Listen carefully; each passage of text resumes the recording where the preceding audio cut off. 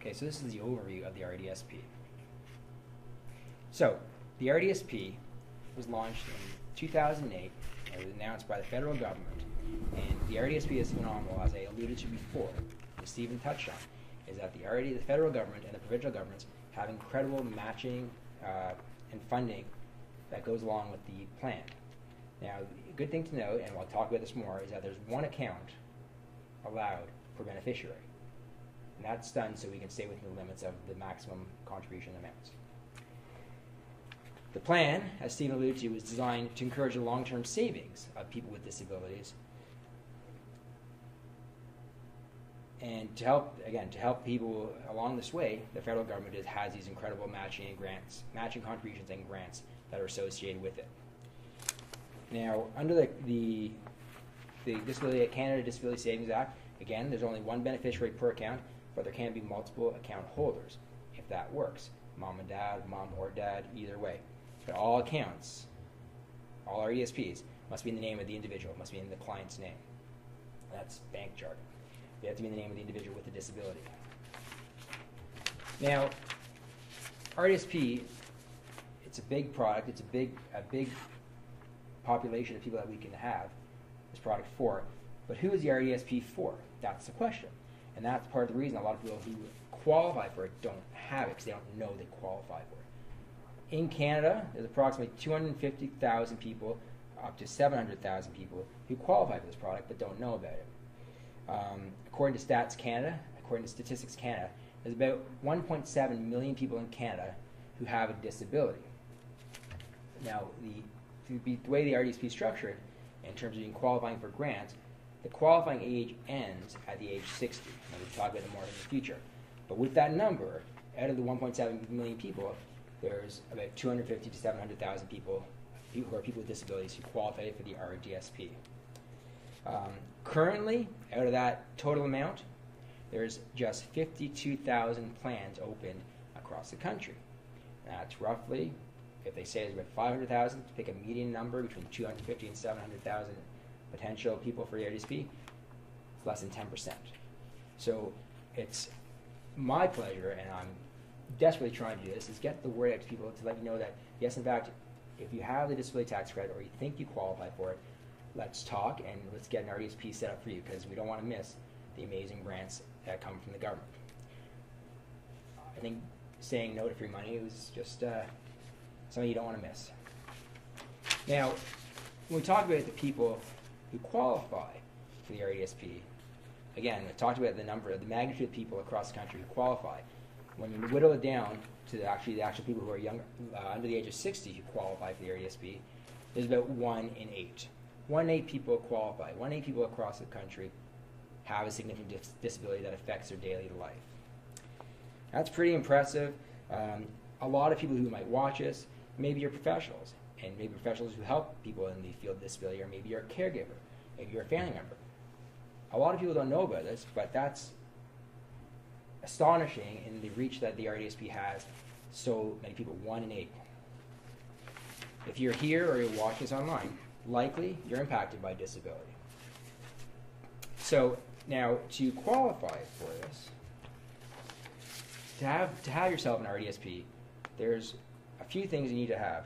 One of the most focused things they need to have to qualify for the RDSP, you don't need to have to open the plan. You need to have. You can get that after the plan, after you open the plan. If you believe you qualify for the Registered Disability Savings Plan, you need to have what's called the Disability Tax Credit Certificate. Now, the Disability Tax Credit Certificate is something that can be that's a form that you can download from the government, or you can go to the government offices to get this. It needs to be signed and supported by your doctor, and there's much different qualifications on there as to what doctor can sign it. But it's a form that you can contact me or the March Times. We can get the form to you. It's form T2201. What this form does is it makes an adjustment to your taxes. So I'm not going to say how much it makes an adjustment to your taxes, but it makes an adjustment to your taxes. That's great. Anything less you can pay in taxes is wonderful. What that does, more impactfully, is it gives you the ability to open an RDSP. So you get the form, download the form, or you get it from me, or you get it from Steve in the March Times, whomever, and you submit it, great. You don't need to wait to open your RDSP for that to come back. If you have it, we can open RDSP now. If you think you qualify for it, you can still open your RDSP as long as you get the DTC, Disability Tax Credit Certificate, within 1 year. To qualify for the Disability Tax Credit Certificate, you must have a significant disability that's expected to last 1 or more years, and that's it. Again, the stipulations of the disability tax credit are more involved in that, but you can look at that on the form and you'll see with your practitioner, your medical practitioner, whether or not you qualify. Now, following that, to qualify for the disability tax credit certificate, there's a number of things you can look at. Firstly, are you blind? If you're blind, you may qualify. Do you receive life-sustaining therapy? If you receive life-sustaining therapy, you may qualify. Are you markedly restricted in one of the activities of daily living? One of the basic ADLs, activities of daily living. The basic ADLs are comprised of feeding, dressing, speaking, walking, mental functions that are necessary for everyday life, elimination, which is bowel or bladder functions, as well as hearing. Now for me, as I speak here to you today, I qualify for the Disability Tax Credit certificate, in that I qualify under the mental functions. When I was hit by a car, as I said earlier, I had a massive brain injury. That qualifies and is supported by my doctors under the mental functions necessary for everyday life. My challenges, for the most part, are memory. So, in the same way, as qualified for the RDSP, for the Disability Tax Credit Certificate, we're going to look at, for the RDSP, who is the beneficiary of this. Now, simply put, as we just talked about the Disability Tax Credit Certificate, the qualified disabled beneficiary of the RDSP must be a recipient of the Disability Tax Credit Certificate or qualify for it within a year. Or qualify for it and have that on the account within a year. They must be less than 60 years of age, because that's impacted by the number of grants and contributions that come along with the RDSP. They must be a Canadian resident, and they must have a valid social number.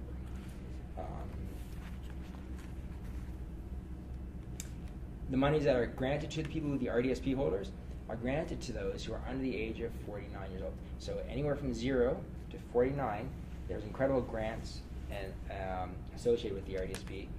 However, even beyond 49, from 50 to 59, there are still a lot of benefits that you can have in having a registered disability savings plan. If you're over 50, it's still worthwhile and beneficial to have a plan, and we can talk about that at another time. But there are benefits to having the RDSP up until the age 60. Now, the interesting thing, as we talked about earlier, there's only about 52,000 plans open in Canada now who are account holders. There's a lot of people, as I alluded to before, out across the country who are Disability Tax Credit Certificate eligible but don't have one. We need to get the word out to get those people to, in fact, get themselves a Disability Tax Credit Certificate, as well as start themselves up an RDSP to take advantage of the wonderful benefits therein.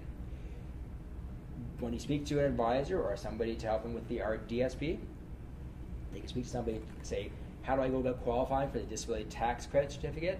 Again, that's a form we can get from the government or download from the internet through a government site. And again, we can go back to our doctor and we get the doctor to certify this. They fill out the form with you and they sign it and they submit it. Now, the great thing about the Disability Tax Credit Certificate is it has an ability to go back up to 10 years. It can go back up to 10 years. So if your disability is an acquired disability, like mine was, you can get grants back as far as 10 years back from now, or from 2008, and get the tax benefits therein. And the CRA, the benefits of using the Disability Tax Credit Certificate, is that the CRA will make adjustments in your taxes. So if you have taxes owing for the past 10 years in which you've qualified, the government will make adjustments on that. Problem is, as we alluded to before, a lot of people don't have an RDSP or they don't have the Disability Tax Credit Certificate because they don't want to be labeled as being a person with a disability. I'm a person with a disability. They don't know how to apply for this. There's different ways, there's different places that people just don't feel they have the right information. That's what we're trying to change here. We're trying to get the information out there that if you need help with it, there are people out there who can do it. You can contact myself, you can contact the March of Dimes. There are lots of people who can help you with that. Again, the disability, to qualify for the disability tax credit, it's a disability that's expected to last at least a year or more.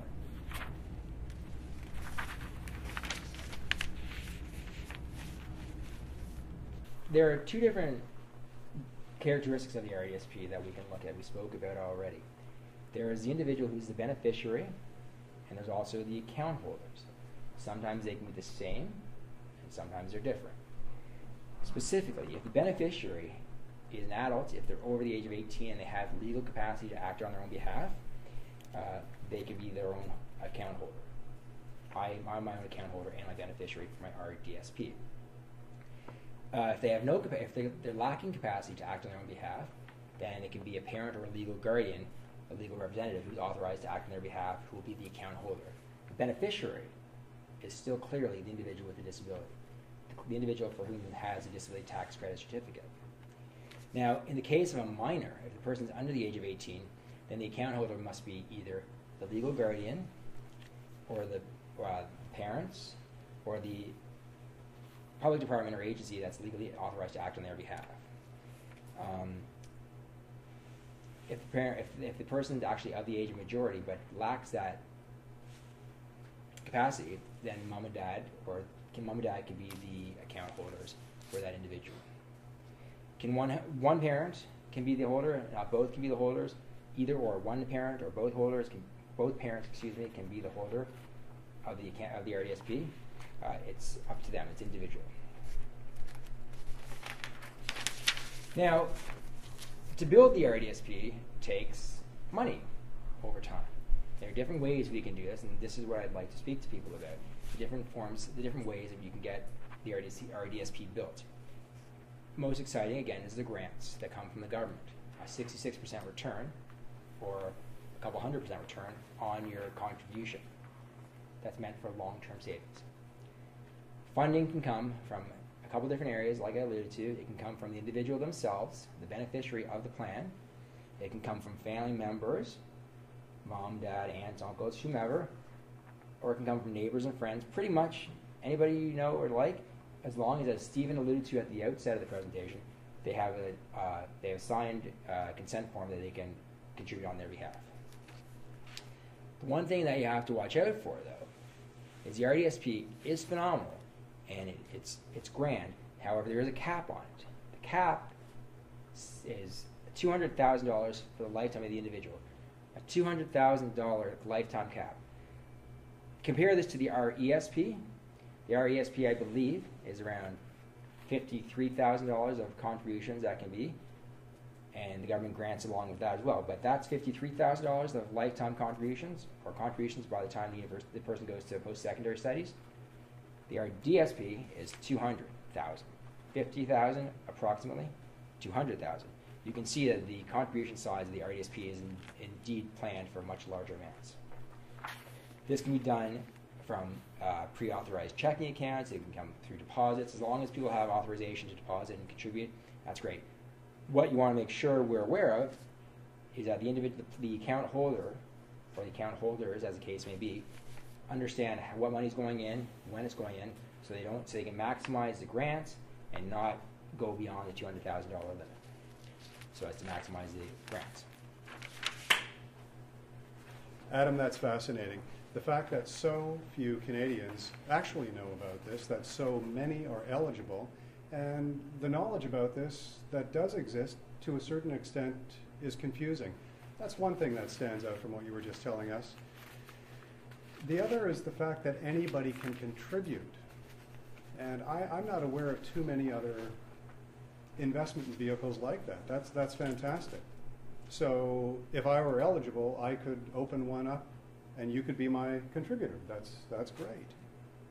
So thank you very much for this overview of the Registered Disability Saving Plan.